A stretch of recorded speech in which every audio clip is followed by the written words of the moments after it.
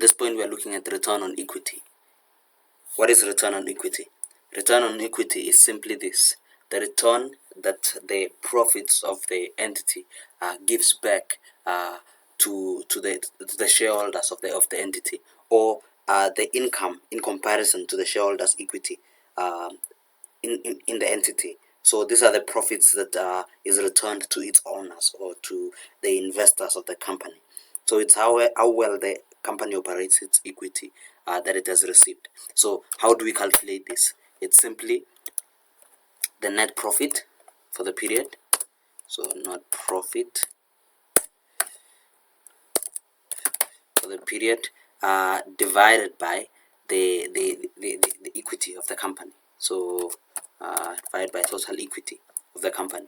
So what do we have as the net profit of the period? That is the figure right there, 100, 500, and we divide that by 204, 910,